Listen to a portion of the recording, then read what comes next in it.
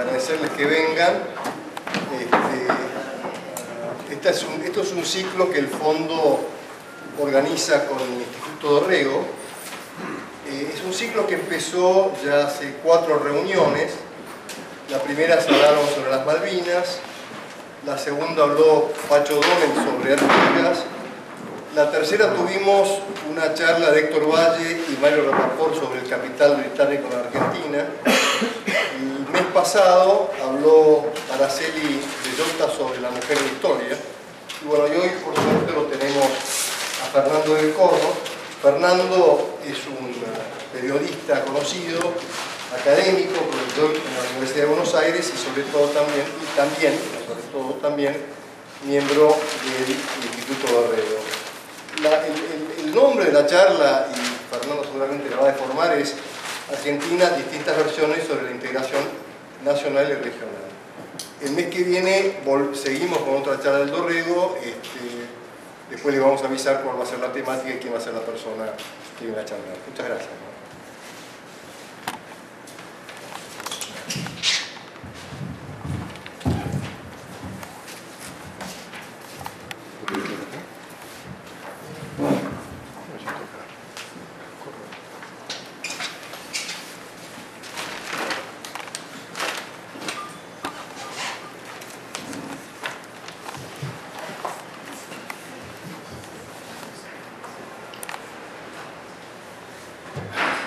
Como primera cuestión, quiero dar las gracias a todos ustedes por haber venido.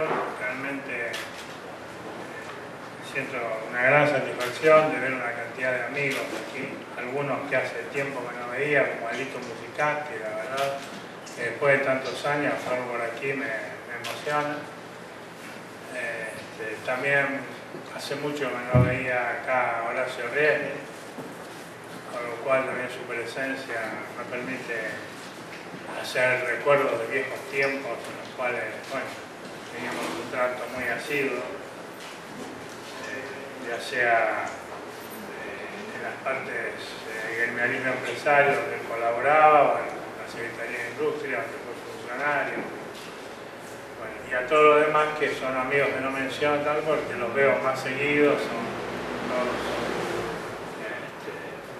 compañeros del instituto, el amigo Pepe Rosa Bunge, ¿no es cierto? Y bueno, todos los demás que los veo con mucha frecuencia. Yo les quiero hacer una advertencia acerca de lo que van a escuchar, porque yo estoy a favor de la integración, pero creo que hay que tener reservas, hay que marcar las cosas, los errores, la facilidad con que se hablan de temas que no son precisamente tan simples.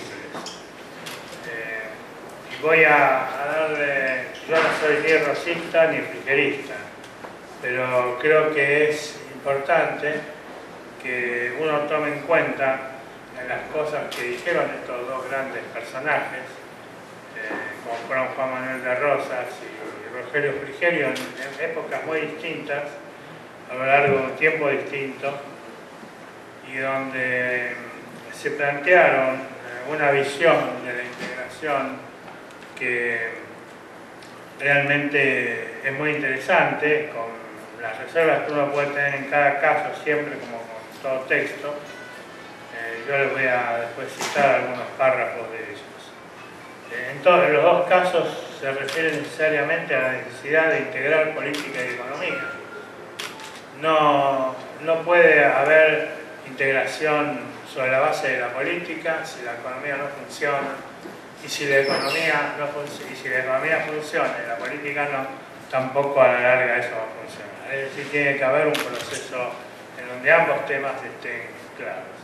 Y también hay que tener en cuenta el marco exterior, como en el caso nuestro particularmente, los distintos intereses que han jugado en la región, sobre todo después de la época colonial, el Reino Unido primero y más tarde los Estados Unidos.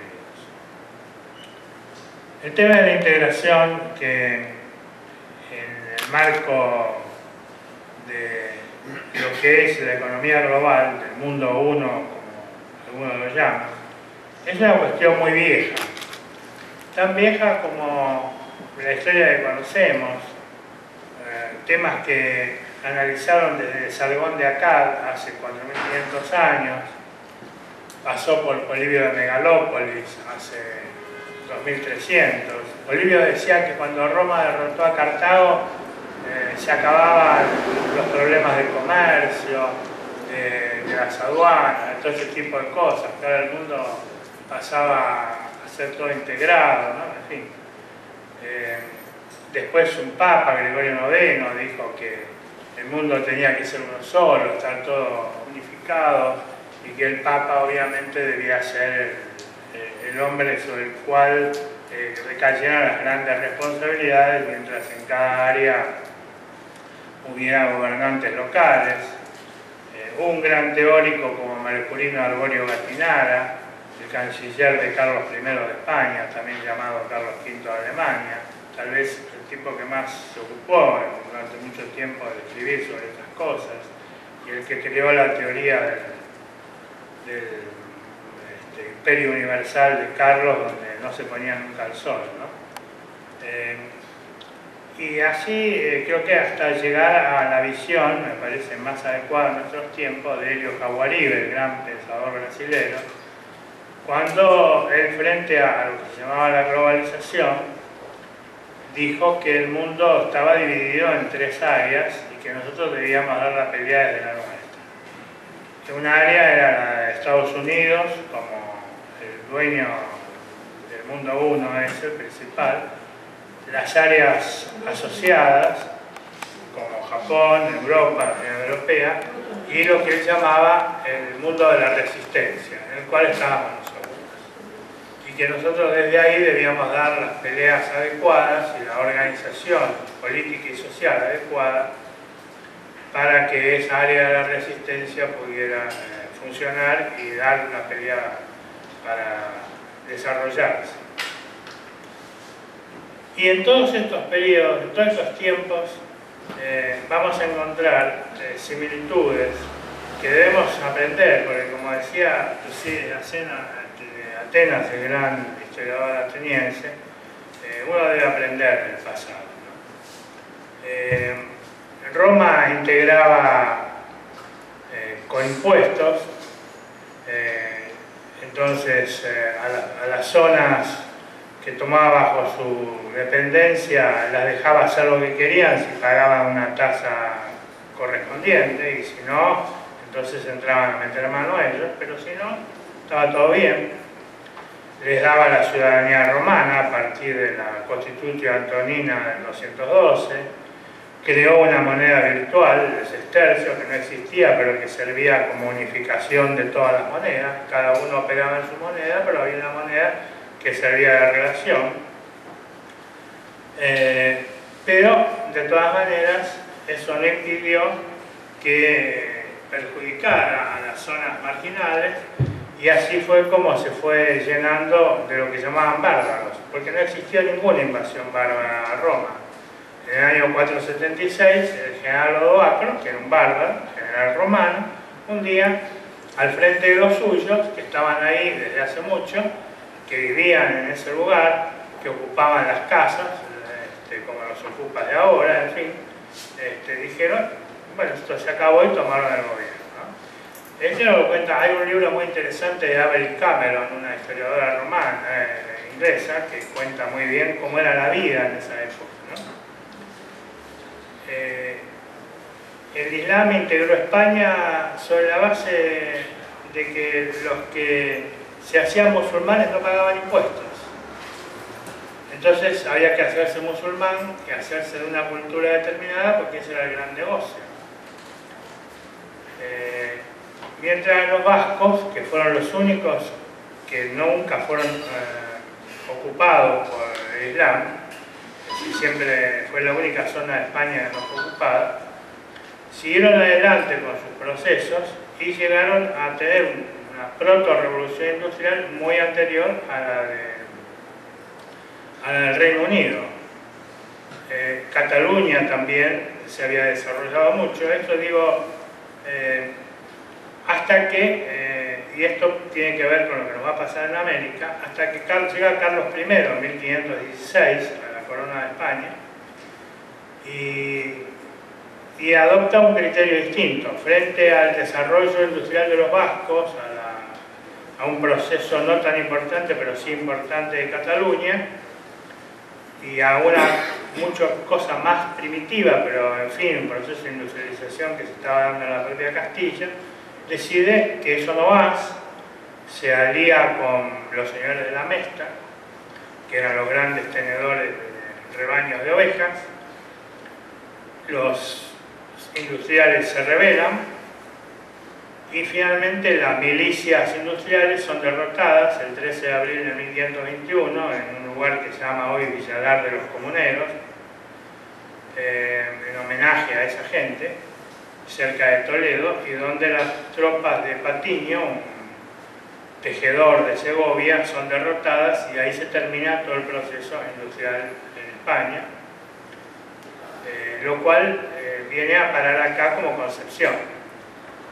Y España se endeuda brutalmente con Mercurino Gattinara, que ya mencioné sus ideas de la globalización. Carlos I quiere ser emperador de Alemania, compra la corona de Alemania.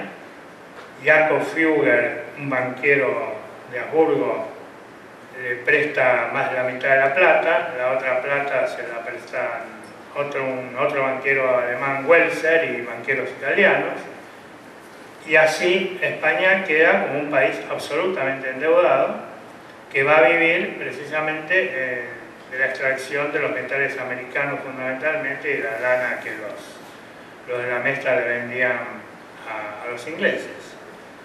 Y esto llevó a la bancarrota del gobierno de España en 1557, Felipe II no pudo pagar más,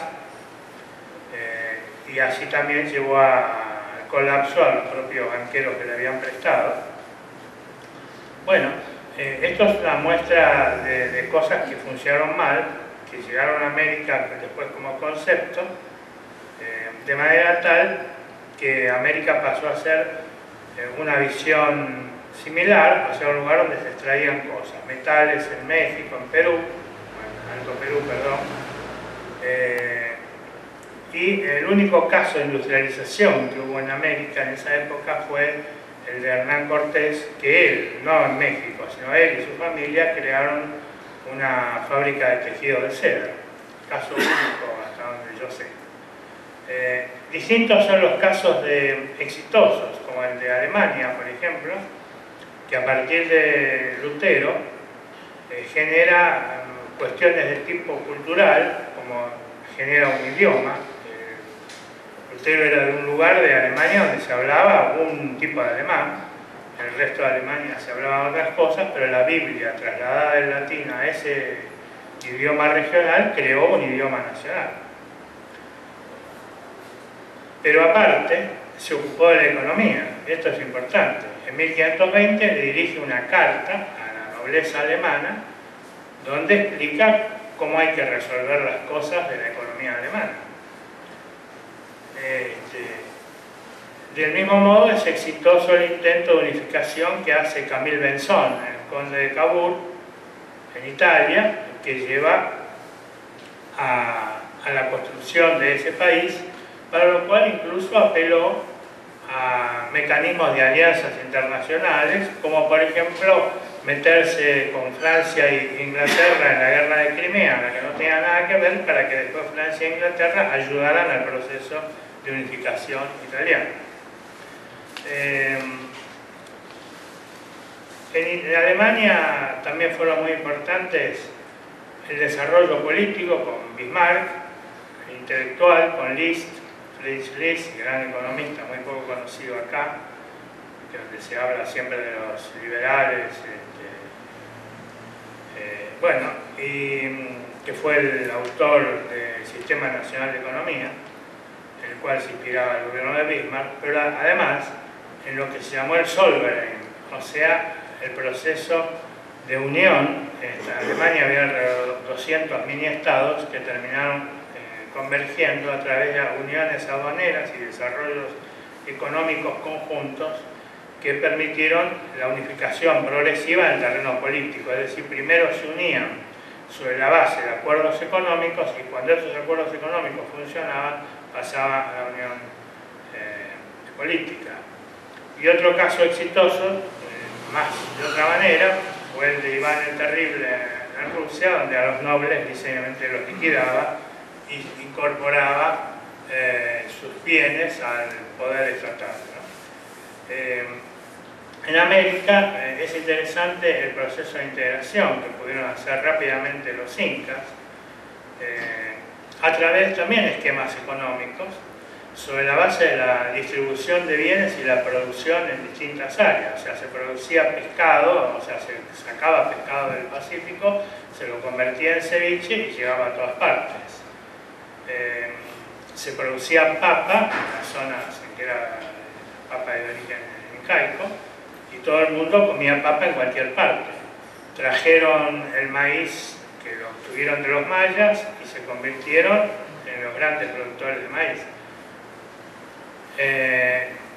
Cuando necesitaban desarrollar regiones que estaban sin desarrollo, llevaban gente y las ponían a trabajar y iban integrando. Y en cambio, cuando tenían poblaciones díscolas, las disolvían y mandaban a los díscolos a distintos lugares para que se encontraran con zonas donde, bueno, no podían hacer más líos.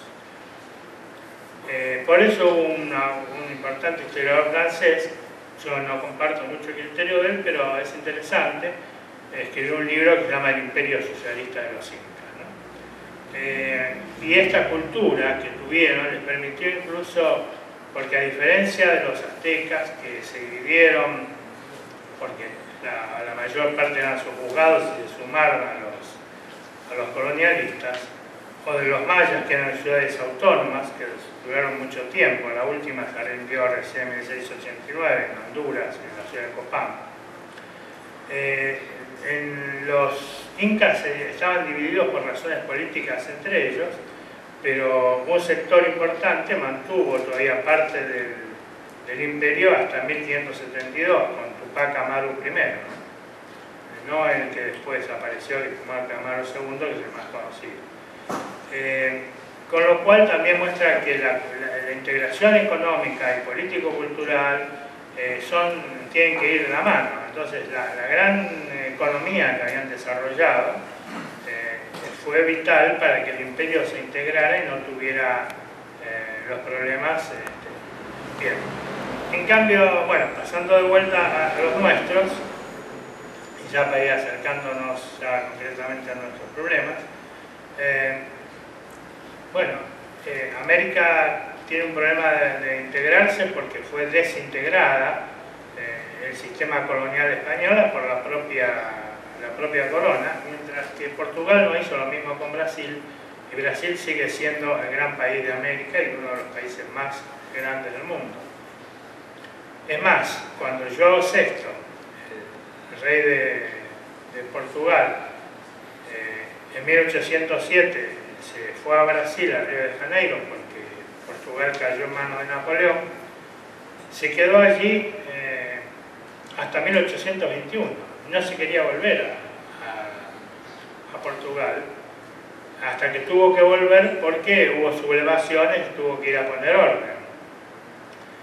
Pero estando en Brasil, se le cambió el nombre al país, y el país se pasó a llamar el Reino de Portugal, Brasil y Algarbes. Algarbes es un pedacito que queda al sur de Portugal, que ahora es Portugal y en esa época era una zona musulmana que estaba ligada a Portugal.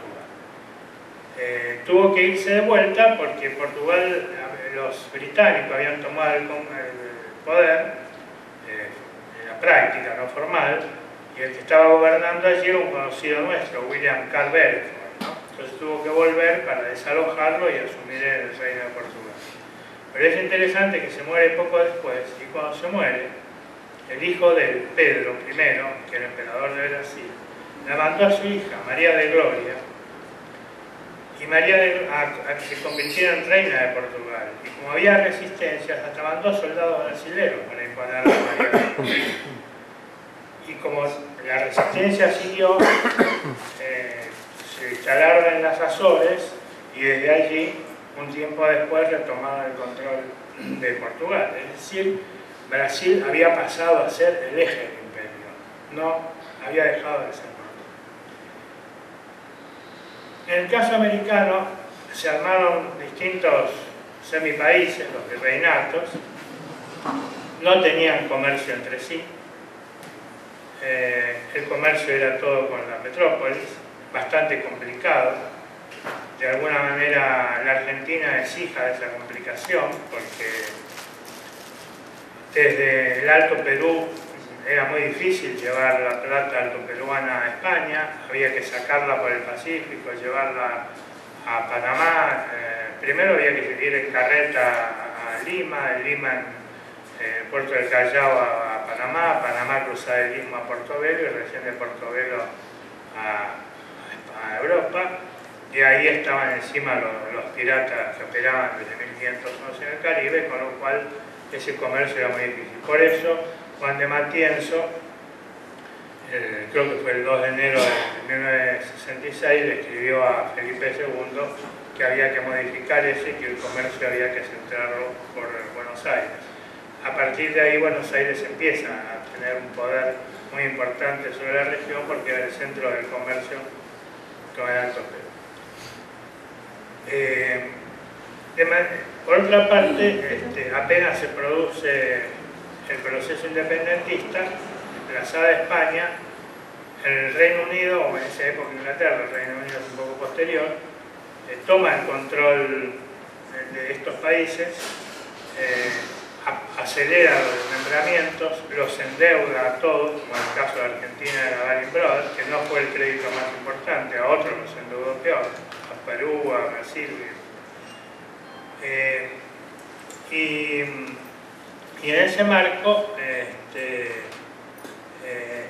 va tomando el control de pequeños países, se desintegra la República Centroamericana de Morazán, y el único país que sigue manteniendo la relación y al que solo le impide apropiarse de la banda oriental es a Brasil, pero porque con Brasil tenía una relación muy especial que venía del Tratado de Mercuenta en 1703, cuando Portugal estaba con un problema de superproducción de vino fenomenal y a cambio de que Inglaterra comprara sus excedentes y los distribuyera, aparte de quedarse con ellos una parte, le dio el comercio de las colonias y de esa manera Inglaterra pudo apropiarse del oro brasilero que se había descubierto poco antes en Minas Gerais, y eso fue un factor fundamental para el financiamiento poco tiempo después de la Revolución Industrial.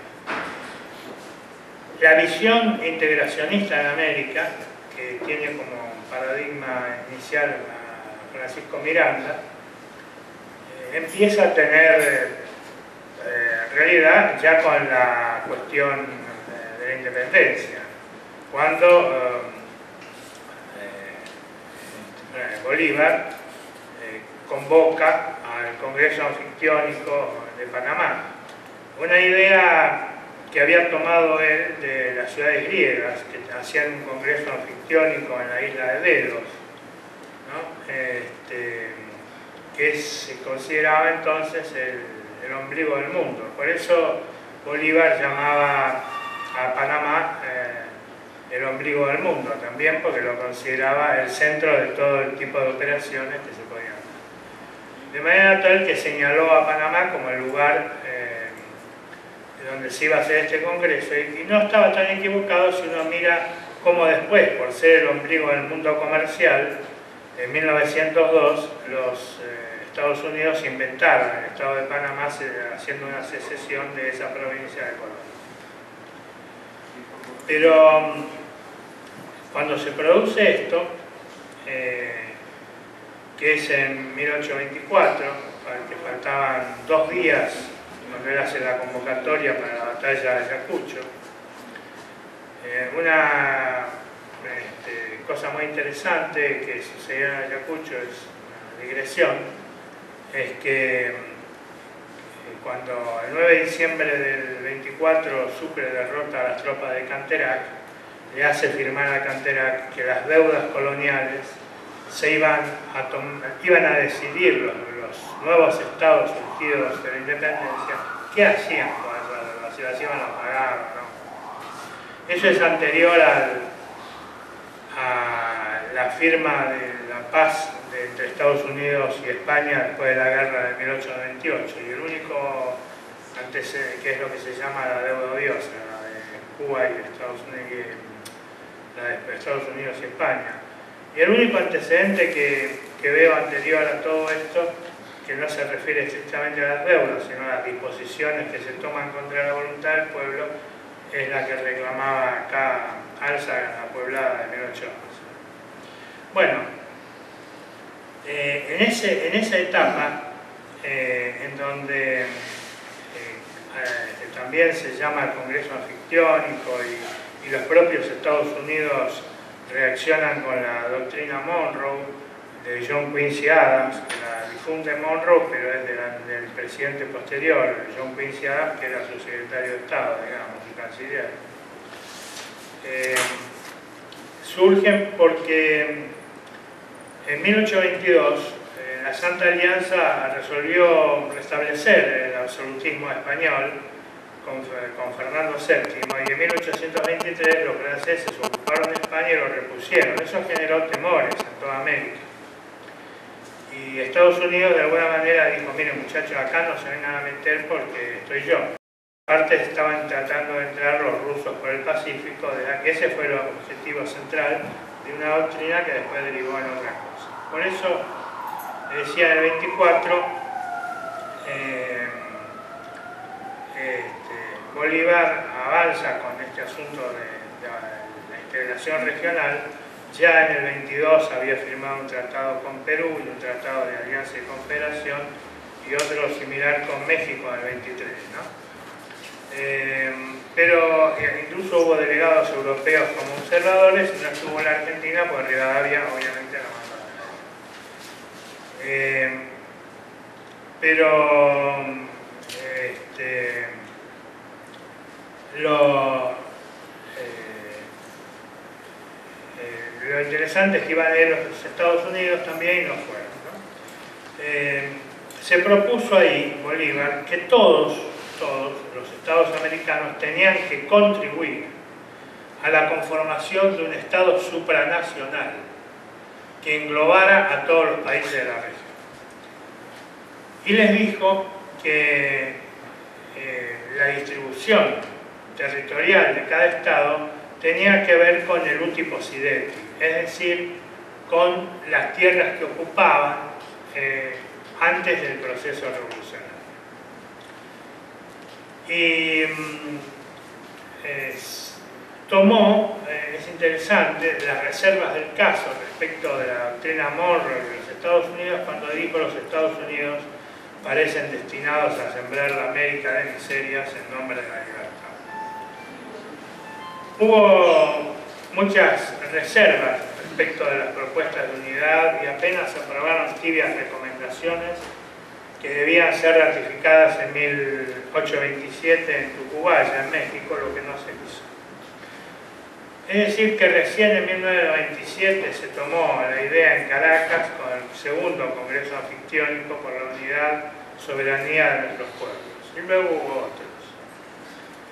En tanto, se fueron desarmando progresivamente la República Federativa de Centroamérica, la Gran Colombia, el Reinato del Río de la Plata, y México perdió el 55% de su territorio con los Estados Unidos entre 1846 y 1848. Estos estados que ocupó Estados Unidos, luego con la guerra civil, van a ser la parte del sur, beneficiaron la gestión de Mitre en la Argentina, porque la guerra hizo que muchos de los productos primarios, sobre todo textiles que abastecían el Reino Unido, no pudieran hacerlo, y entonces se amplió el mercado y facilitó las cosas para la Argentina y otros países de la región en cuanto a esta relación con el Reino Unido. En tanto, en el interín hubo otros que empezaron a hablar de la integración. En el caso argentino creo que es muy importante el pensamiento que tenía Dorrego, muy poco conocido, pero que creía en la necesidad de integración. En 1825 fue a verlo a Bolívar para hablar sobre el tema incluso del expansionismo brasilero y cómo había de tener una estrategia. Él había estado en los Estados Unidos y tenía un concepto sobre la visión confederal, es decir, creía más en un sistema confederal que en un sistema federal estrictamente. Y es muy interesante también la visión de Rosas en la materia. Hay una carta muy importante del 20 de diciembre de 1834 dirigida a Facundo Quiroga, donde explicita sus ideas sobre cómo debe ser la integración del país. Es muy poco conocido, decía esto, lo mismo que las cartas de Southampton, donde habla del mismo tema. Tal vez lo hubiera leído a Liz, tal vez hubiera sabido lo que era el Solveren, eso cuando estaba en Europa era más probable, tal vez supiera de Bismarck, pero conocía a fondo, igual que Dorrego, la primigenia Confederación de Estados Unidos. Y entonces, bueno, este trabajo es muy bueno, pero le voy a leer un pedacito nomás.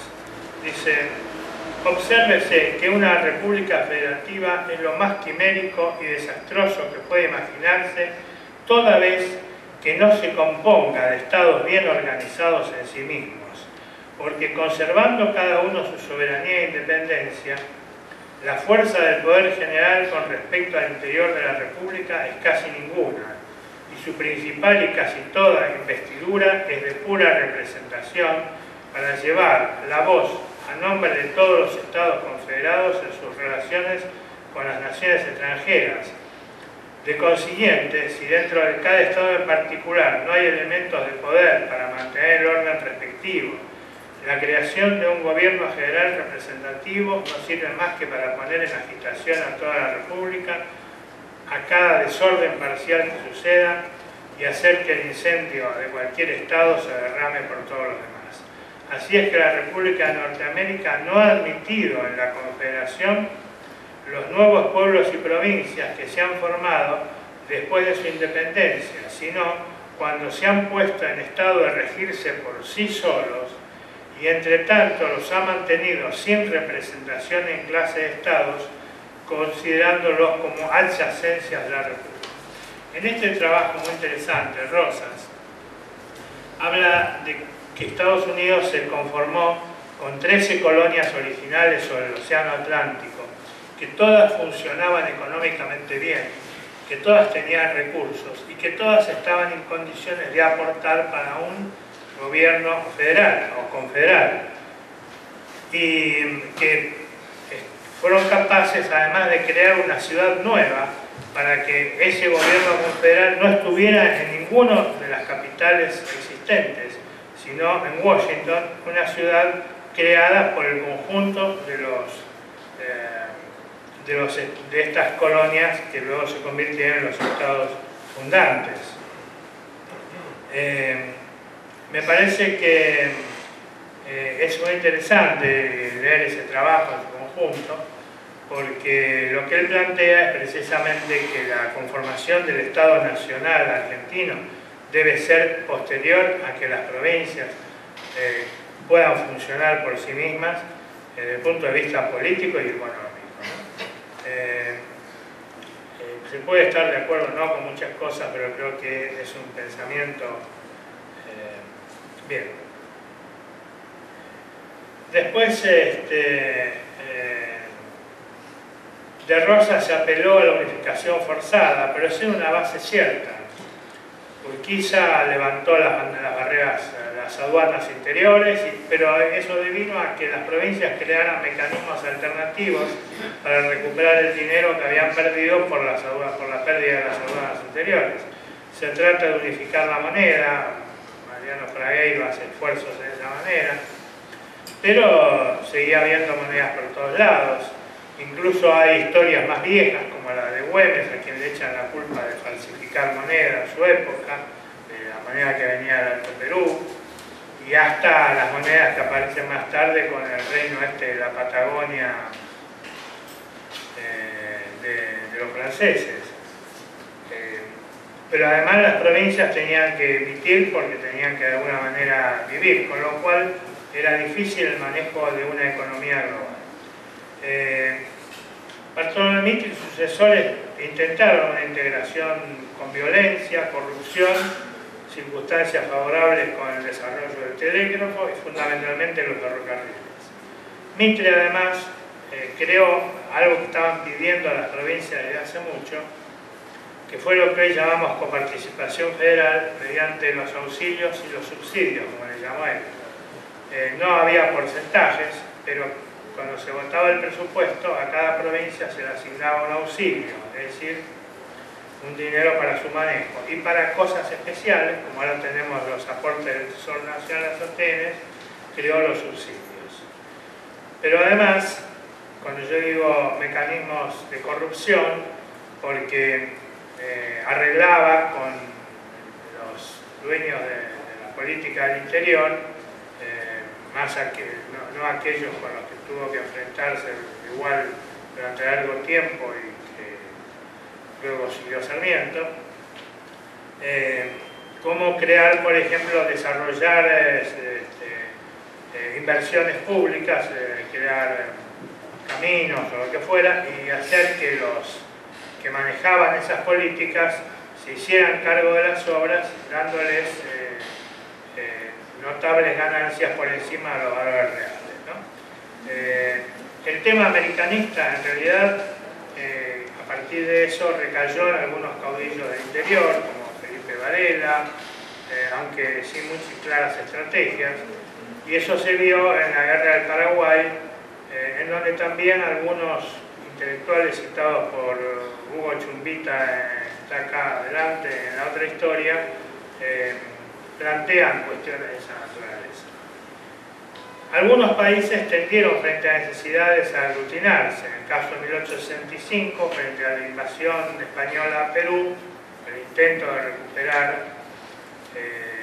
esa zona, se unen Perú, Chile, Bolivia y Ecuador en la guerra para enfrentar al invasor, pero es una alianza coyuntural. Interesante fue que Sarmiento vio venir la fractura y envió una propuesta al Congreso para sellar una alianza con Perú y Bolivia frente a lo que después iba a ser la Guerra del Pacífico de 1879, pero esa propuesta de Sarmiento de hacer una alianza ofensiva-defensiva con Perú y Bolivia fue rechazada por el mitrismo en el Congreso de la Nación, ¿no?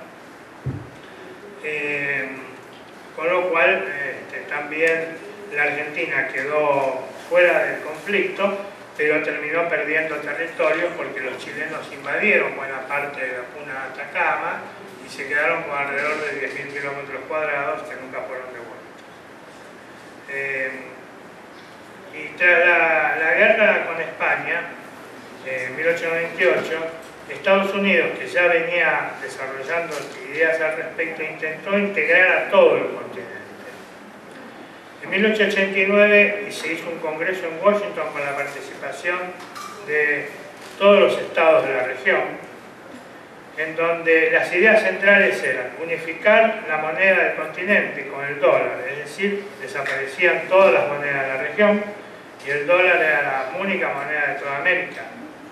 Se eliminaban los aranceles aduaneros de manera tal que Estados Unidos podía venderle cualquier cosa a la Argentina y la Argentina cualquier cosa a Estados Unidos. Claro, las facilidades de comercio bilateral eran muy claras, en el sentido que era imposible poder mantener un acuerdo de esa naturaleza en condiciones razonables, el desequilibrio enorme. Y también se establecían otras cuestiones menores, entre ellas la más interesante tenía que ver con hacer flotas comunes de navegación, una por el Atlántico y otra por el Pacífico.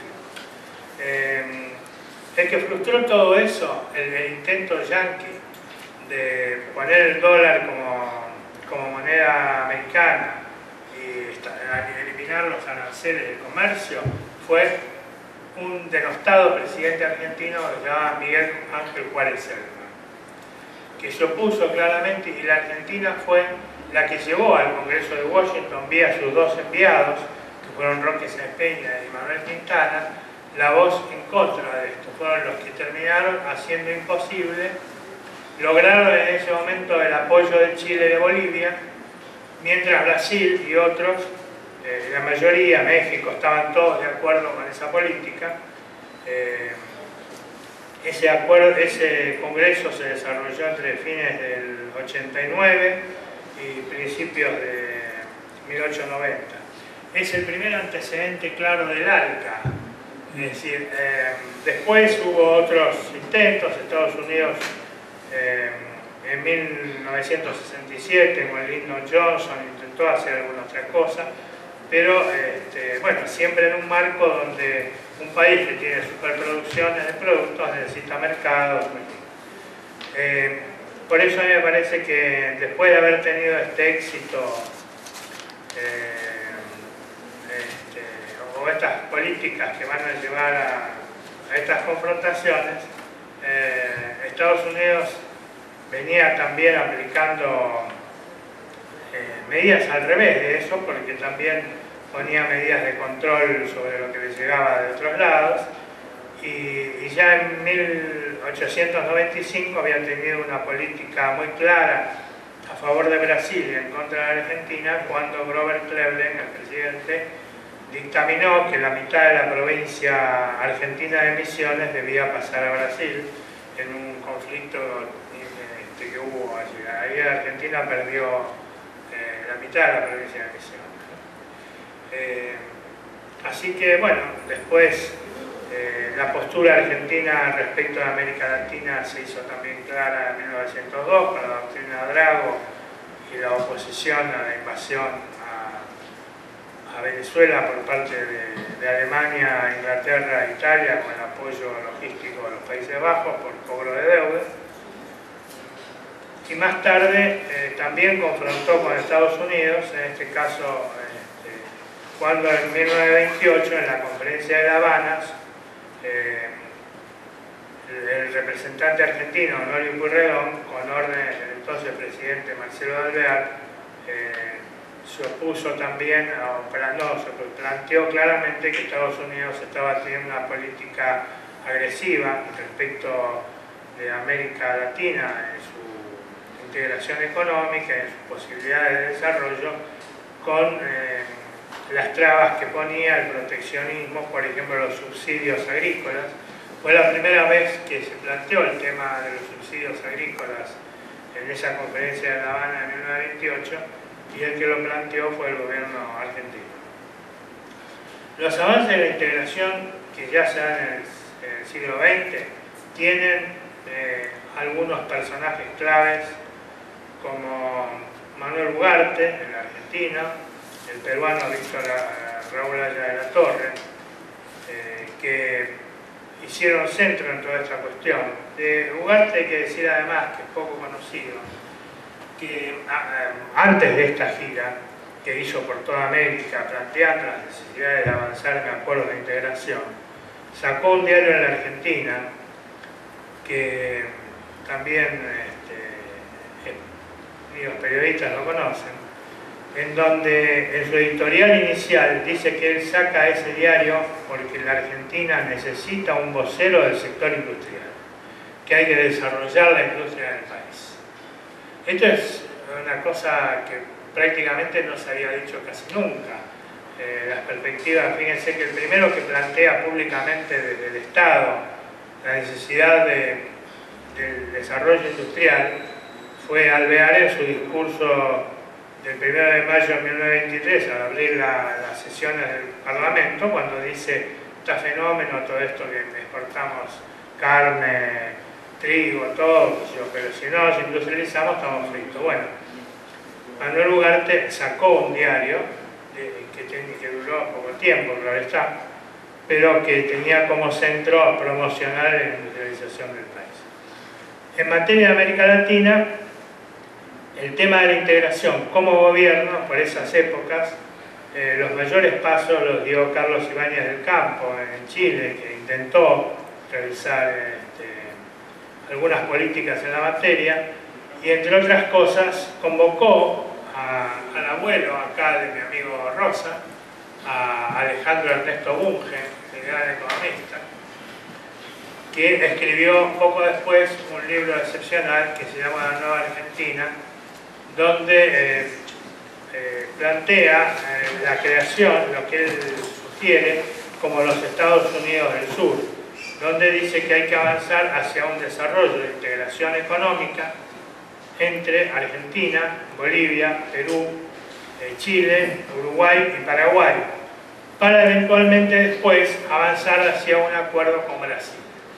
Pero centralmente basado en estos países pequeños, algunos, el más importante era Argentina, pero que en conjunto constituían una posibilidad de generar un poder real en la región.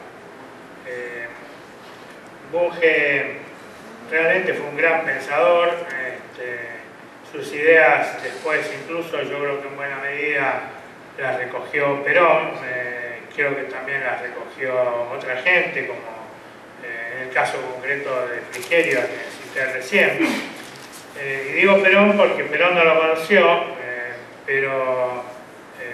o tal vez sí lo haya conocido, pero no sé, pero ese libro, La Nueva Argentina, no lo había leído, pero porque salió antes, prácticamente junto con la Revolución del 43, pero un discípulo de Bunge, que era José Figuerola, fue durante muchísimos años el principal asesor económico de Perón, a pesar de que no ocupó cargos relevantes, fue sí el hombre que manejó el Consejo Nacional de Posguerra en el año 45, que convocó Perón cuando era vicepresidente, ¿no?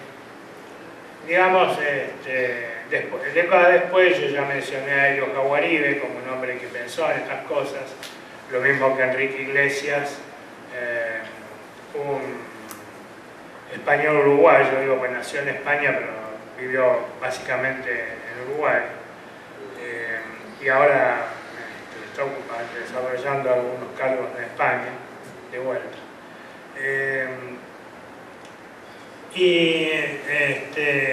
Desde el exterior se volvieron a las teorías de la integración. Particularmente Estados Unidos siempre tiene presente la idea de, como ahora el ALCA hace poco que hizo fracasar el gobierno de Kirchner con el de Lula y otros los del Mercosur más Venezuela, en Mar del Plata, hace pocos años, en el 2006.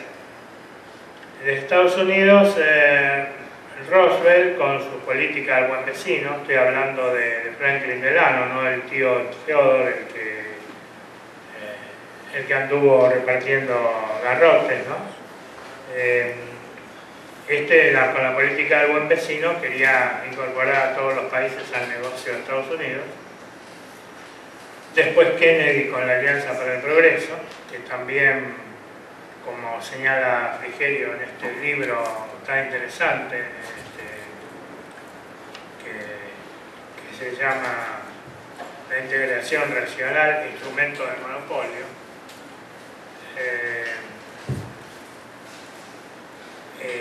También intentaba absorber a los países, más allá de las bondades que algunos le atribuyen, era formaba parte de la política de cooptación económica de toda la región.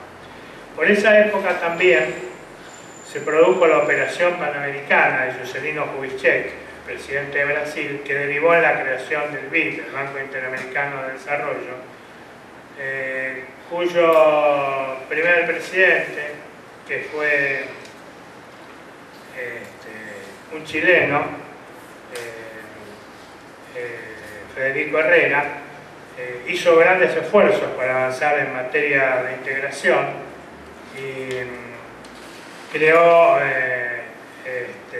el Instituto Latinoamericano, bueno, no me acuerdo ahora con precisión, pero con lo cual el Instituto para la Integración de América Latina Oriental. Felipe Herrera fue ministro del gobierno de Carlos Ibáñez del Campo y después fue ministro del gobierno de Salvador Allende. Era integrante del Partido Socialista Popular, es decir, el ala populista del Partido Socialista, ¿no?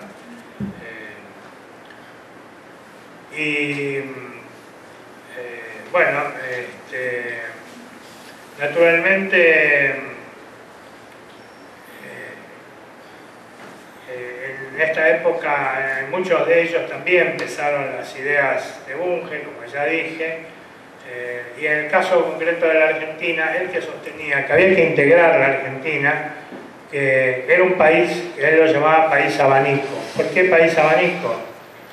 Porque eran todas redes que confluían en Buenos Aires, pero que no había integración entre ellas. Si yo producía tomates en Tucumán, era muy difícil que los pudiera vender en Mendoza, si en Mendoza hacían falta. ¿Por qué? Porque los caminos, los ferrocarriles derivaban a Buenos Aires. Entonces dijo que por esa razón la Argentina era un país en donde convivían la superproducción y el infraconsumo. Es decir, en cada región se producía más de lo que hacía falta generalmente para esa región de un producto determinado, pero ese producto a su vez no llegaba a otras regiones. A diferencia de los incas, que el pescado lo podían llevar a la montaña haciéndolo ceviche, acá en la Argentina el pescado de Mar del Plata no llegaba ni de casualidad al noroeste. Entonces, por eso dijo que la Argentina era un país que debía integrarse y integrarse primero ella también, ¿no? Y eliminar este concepto de país abanico en donde convivían la superproducción y el infraconsumo de las regiones. En la posguerra, la Argentina y América Latina en general sufrieron bastante las consecuencias del Plan Marshall de los Estados Unidos, destinado a hacer un salvataje político de Europa frente a los avances de los partidos comunistas en Europa Occidental, pero esos apoyos estaban condicionados a que solamente se podían abastecer en Estados Unidos, salvo en aquellas cosas que en Estados Unidos no tenía. Entonces la Argentina ya no podía vender más trigo ni carne y eso si Estados Unidos era el gran productor. En cambio Brasil sí se salvó un poco porque bueno, Brasil podía vender café, bananas, cacao. Pero de alguna manera eso facilitó la idea de Perón, que fue otro de los que impulsó con Ibáñez en Chile o con Getúlio Vargas ideas sobre integración, las políticas de empezar a fortalecer las relaciones económicas y comerciales de la región. Pero la caída de Perón en la Argentina hizo que los gobiernos de la llamada Libertadora rápidamente transformaran los convenios bilaterales que había, como por ejemplo las deudas de la Argentina con un grupo de 11 países, a los que aglutinó en el Club de París, que se conformó específicamente para la Argentina. Después siguió, pero no existía. El Club de París se creó para la Argentina, y donde se empezaron a establecer políticas de condicionamiento. El plan los 3 informes previs de 1956 hicieron además que la Argentina ingresara al Fondo Monetario Internacional, en el BID, o sea el Banco Mundial, y en el GATT, el Acuerdo General de Tarifas y Aranceles, que luego devino en la Organización Mundial de Comercio. Otro intento de integración es el que se desarrolla siendo presidente Arturo Frondizi en Argentina y Jânio Quadros en Brasil, que son los acuerdos de Uruguayana, que tampoco van a parar a ningún lado después porque evidentemente Jânio Quadros renunció en Brasil presionado por la situación y a su vez Frondizi fue depuesto por un golpe militar, con lo cual todo volvió a foja cero. En 1960 aparece la ALALC, la Asociación Latinoamericana de Libre Comercio, como idea de integración, pero también coincido con Frigerio en esto, en que se armó como base central de operaciones de las transnacionales, es decir, para que empezara a poder instrumentarse cadenas de valor en distintos países, aprovechando circunstancias favorables y no apuntando realmente a procesos de desarrollo autónomo de estos países.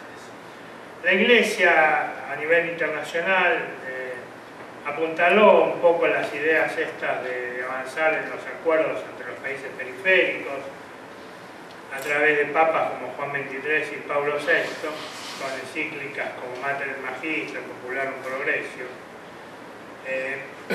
Y en la Argentina, curiosamente, Onganía toma algunas ideas sobre el tema de integración nacional previa a la integración regional.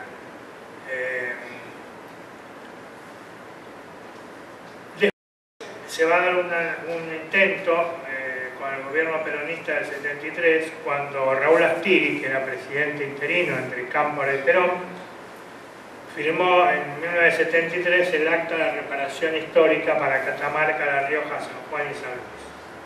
Pero acá se empieza, pero también la cosa tiene sus facetas,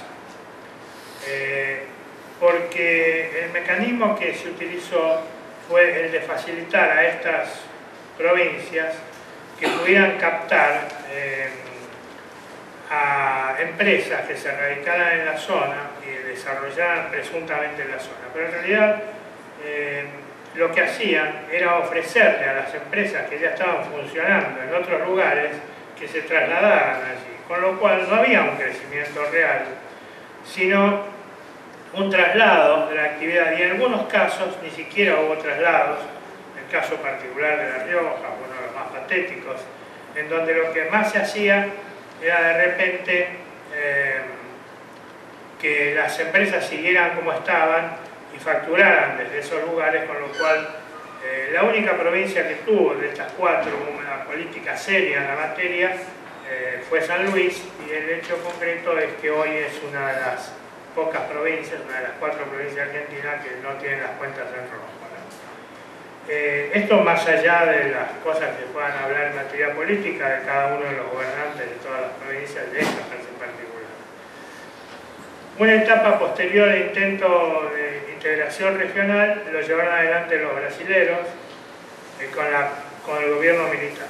Los brasileros, a diferencia de los militares argentinos, tuvieron siempre claro una política de desarrollo industrial, de crecimiento de Brasil, que hoy lamentablemente ha sido dejada de lado, desde mi óptica. Garrastazu Médici, siendo presidente de Brasil, le ofreció a la ANUCE avanzar en un proceso de integración regional, centrado básicamente en arrancar con construir una gran acería latinoamericana de los gobiernos de la región. Dijo que la propuso instalar en Corumbá, en Brasil, en la frontera con Bolivia, y propuso que los socios fueran todos los países de la Cuenca del Plata y que los estados nacionales armaran esta acería. ¿Y por qué ahí? Bueno, obviamente porque era en Brasil, pero porque está al lado de Bolivia, donde están los grandes yacimientos de hierro de Bolivia, aún inexplotados.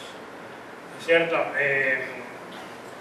En donde donde Bolivia, según está demostrado, tiene posibilidades de producir cantidades enormes de hierro que serviría para abastecer una acería de semejante importancia. El problema era que la NUCE tenía una política pro-pacífico enfrentada precisamente con Brasil. Brasil tenía más peso sobre los países del Atlántico y entonces la NUCE había intentado, se declaró de centro izquierda y se fue a hacer arreglos con Torres a Bolivia, con Velasco Alvarado a Perú y con Allende a Chile. Cuando en realidad todo esto basado en las historias llamadas de las hipótesis y conflictos.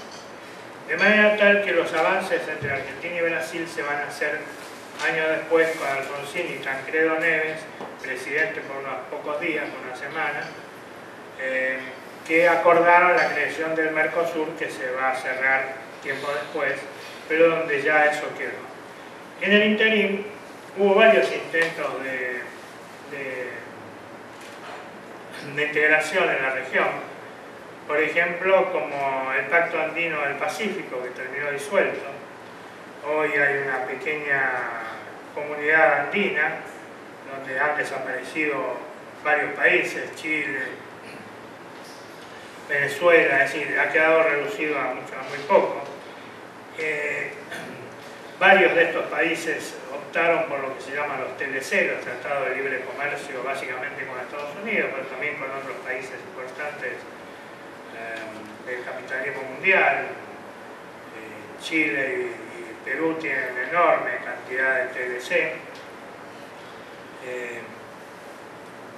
Y después, con lo cual, se trata de comercios bilaterales y donde el proceso de integración está dejado de lado. Chile es un socio no pleno del Mercosur, tuvo bastantes problemas durante los gobiernos de la democracia cristiana y el socialismo. Tal vez ahora con Piñera se ha acercado un poco más, seguramente no por problema ideológico, sino de intereses, porque Piñera tiene negocios muy importantes en Brasil, en la Argentina y en otros lugares, y por lo tanto es de suponer que este acercamiento político tiene que ver con eso, ¿cierto? Chile ya tenía una política de comercios bilaterales que viene de antes incluso de Pinochet, de todo, porque ya con el primer gobierno de Eduardo Frei había bastante intentos de avanzar en ese terreno. Pero lo cierto es que, bueno, los intentos de integración basados puramente en la política y sin asentarse en temas económicos han ido fracasando, como también fuera de la región. Por ejemplo, la Unión Magrebí, que integraron originalmente Marruecos, Argelia, Túnez, todo terminó en la nada.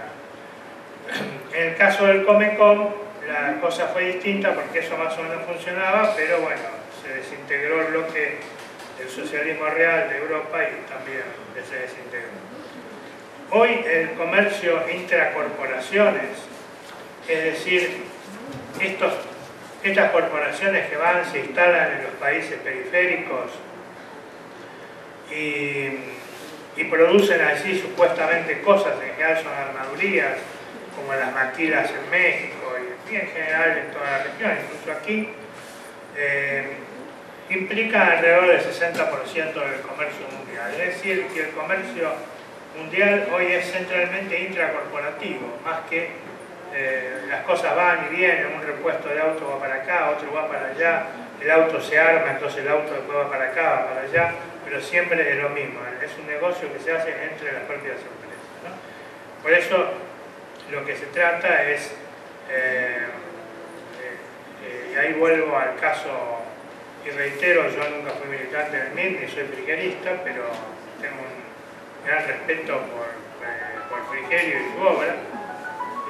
Y este libro fue parte de una exposición que hizo en Arica, en Chile en su momento, en donde planteó cosas realmente importantes y donde señala eso que dice el título, que la integración, si no es tomada como corresponde, termina siendo un mero negocio de las transnacionales. Por lo tanto, la integración debe tener una visión no solamente política. Dice Frigerio, la integración de América Latina constituye al mismo tiempo una meta y una necesidad del desenvolvimiento de las naciones que la forman. Lo es también para el mundo contemporáneo, en virtud de su tendencia a la unidad, que es tan objetiva como lo fue en la Edad Media la tendencia al aislamiento. Lo es finalmente y sobre todo para cada una de nuestras naciones, obligadas a robustecer su relación con el mundo de que forman parte. Sin embargo, en nuestro concepto, la integración regional debe ser precedida por la integración y el desarrollo de cada una de nuestras naciones, porque únicamente los estados nacionales pueden establecer las condiciones de relación con el mundo a partir de la creación y el fortalecimiento de las bases materiales de su soberanía y de su capacidad para satisfacer las crecientes apetencias de bienestar social de sus habitantes.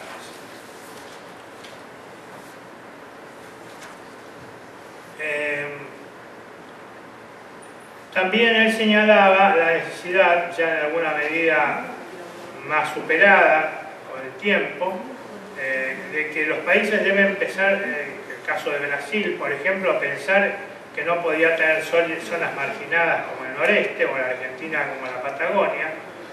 Estas cosas han pasado, han ido en los últimos años en uno y otro país, los gobiernos se han ido ocupando de esos temas, sobre todo en el caso brasilero a partir de los militares industrialistas que gobernaron. Otro tema que me parece importante señalar, y bueno, antes es el de las monedas, pero una cuestión central que también muestra cómo las políticas de integración, cuando se basan en el desarrollo conjunto económico, son exitosas, es cuando se ayuda a los rezagados. En el caso concreto, por ejemplo, de la originaria Unión Europea, no hablemos después de lo que pasó, sino en la originaria Unión Europea, la de los 6 países, los 3 del Benelux, o sea, Bélgica, Países Bajos y Luxemburgo, más Alemania, Francia e Italia, y tenía que ver con un proceso de integración interna y entre ellos incluso por zonas, porque por ejemplo el Benelux, o sea Bélgica, Nederland y Luxemburgo, se agruparon fuertemente entre ellos y donde desarrollaron economías muy fuertes en conjunto. Francia y Alemania lo hicieron a través básicamente de los acuerdos del carbón y de algunas otras políticas industriales. Y se sumó Italia. Y después sumaron otros países, pero esos países estaban más rezagados, por ejemplo España. Entonces se le daba dinero, estos 6 países le daban dinero a España, que no tenía que devolver España, no eran préstamos, para que desarrollara sobre todo las regiones más atrasadas. Cuando una persona pensaba poner una fábrica, por ejemplo, en Extremadura, en zonas de Extremadura, que eran las zonas más atrasadas de España junto con Galicia, se le daba el 80% de la inversión, no tenía que devolverlo más. Es decir, el gobierno español y el gobierno de la Unión y las autoridades de la Unión Europea estudiaban el proyecto, si el proyecto era viable, si creían que eso ayudaba al desarrollo, le subsidiaban la inversión. Y en algunos casos se llegó a subsidiar el 100%, porque le daban el 80% como préstamo graciable y el 20% como un préstamo a devolver en condiciones extremadamente favorables. Sin embargo, estas políticas se fueron abandonando en marco de nuevas políticas. La Unión Europea había tomado, no la Unión Europea, el mercado común, la comunidad de comer, había tomado la idea romana de la moneda común, como era el sestercio, una moneda que no existía, pero que servía de relación entre todas las monedas del imperio, el dracma griego, el as, lo que fuera, todas se relacionaban con el sestercio, entonces las cuentas se hacían en sestercio y uno se manejaba en cualquier moneda. Los europeos habían creado lo que se llamaba el ECU, European Currency Unity, que era una moneda virtual, no existía, relacionaba a todas las monedas que existían. Por lo tanto, uno pagaba en liras, pagaba en marcos, pagaba en lo que fuera, y había una moneda unificadora de todo esto. El comercio entre los países se hacía en sestercios, pero se pagaba en las monedas reales. Por eso me parece importante, como forma de integración americana, es que se pueda llevar seriamente adelante la idea del sucre, el sistema único de cuentas regionales que propuso en su momento Chávez y que han adoptado algunos países del Caribe y Ecuador.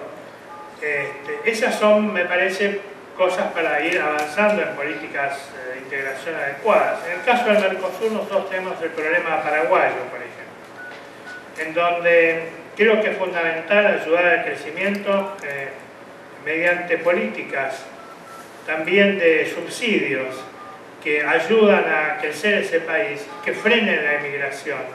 Porque yo estoy absolutamente seguro, y no soy para nada xenófobo, a que podríamos frenar estas inmigraciones tan fuertes que se producen en los países de la región, sobre el caso particular de Paraguay, de gente que no tiene nada que hacer, que se muere de hambre allá, que viene acá a vivir como pueda y a mandarle plata a sus parientes de vuelta a Paraguay. Tengamos en cuenta que Paraguay, la plata que llega del exterior es el tercer ingreso que tiene el país después de la soja y de la carne.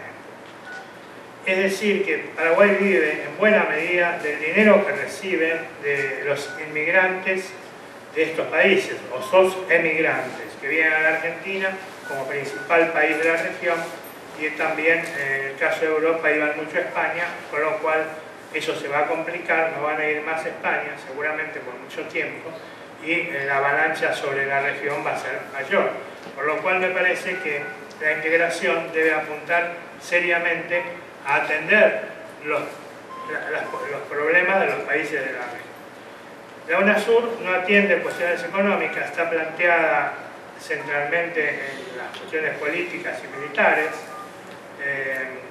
pero evidentemente hace falta tener una política de desarrollo que facilite la integración. Esa política tiene que tener, desde mi óptica, centros, por ejemplo, en las vías de transporte, que unan seriamente a los países de distintas maneras, que permitan unir claramente el Pacífico con el Atlántico.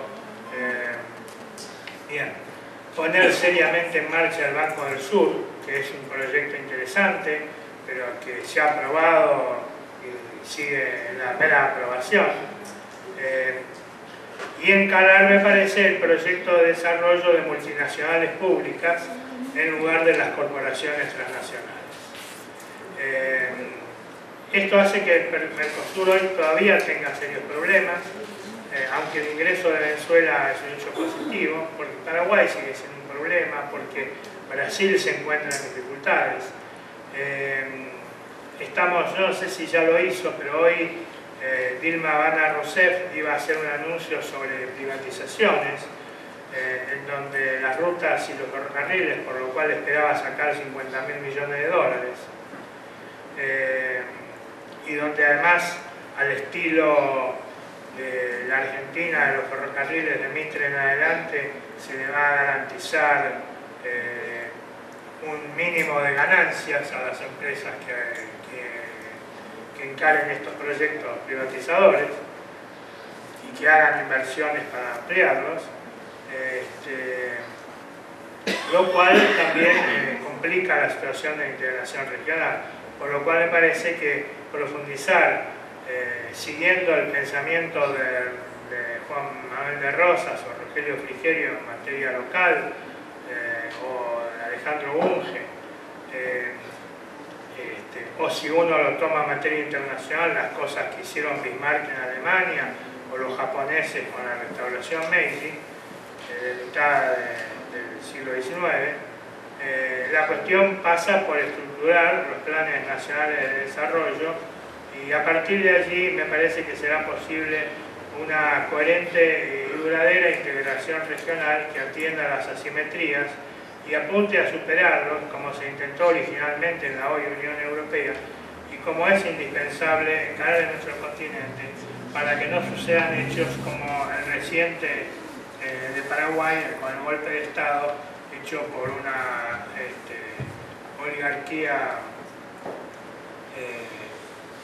que también prebendaria.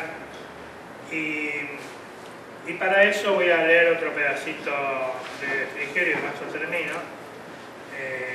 La tendencia a la unidad se expresa en el plano de las naciones más altamente desarrolladas. Las otras, cualquiera sea la importancia y significación de la contribución que hayan hecho al desarrollo material y espiritual que permite el cumplimiento de las grandes hazañas científicas y técnicas, quedan marginadas en la decisión y del proceso mismo en lo que éste tiene de realización concreta e inmediata. Si en su territorio se encuentra el lugar geográfico óptimo para un lanzamiento o un descenso, Paraguay va camino a esas cosas, prestará la zona para la erección de una base. Si en su suelo hay ricos yacimientos de uranio, los proporcionará, pero ni participará en la decisión política de cumplir los pasos materiales del episodio, ni protagonizará la empresa. Si se opusiera a ese proceso, sería acusada de contradecir la tendencia histórica a la unificación y soportaría las consecuencias de ello. El liderazgo del mundo uno por las grandes potencias no es el resultado de gestos y discursos, sino que se asienta en hechos objetivos.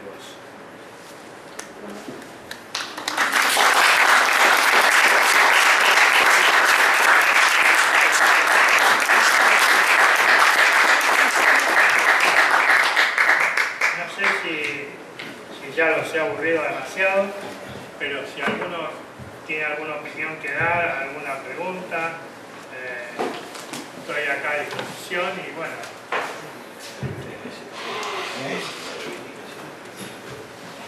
Sí, si querés, Fernando, te hago algún apunte así, muy puntual, ¿no? Porque el recorrido es fantástico, ¿no? que has hecho de unir la integración de los imperios de la antigüedad con distintas experiencias económicas internacionales y locales, y el tema de la integración como concepto en Frigerio es un elemento unificador, muy rico el análisis. Pero yo iba a algo muy puntual que personalmente me tiene un poco inquieto últimamente.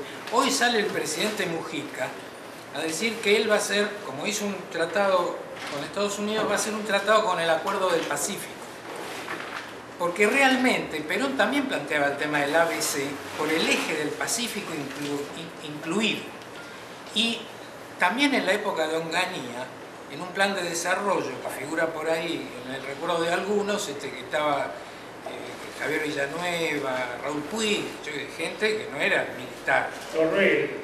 Surruil. Pero ahí había un acuerdo con el Pacto Andino, por ejemplo, mencionado.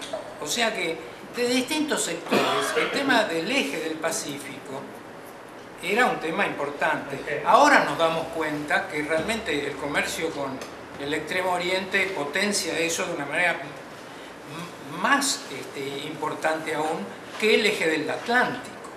Entonces, bueno, un poco recordar esto también y en esa reflexionar sobre el ABC, ¿no? De buscar algo en donde la Argentina tenga los dos ejes.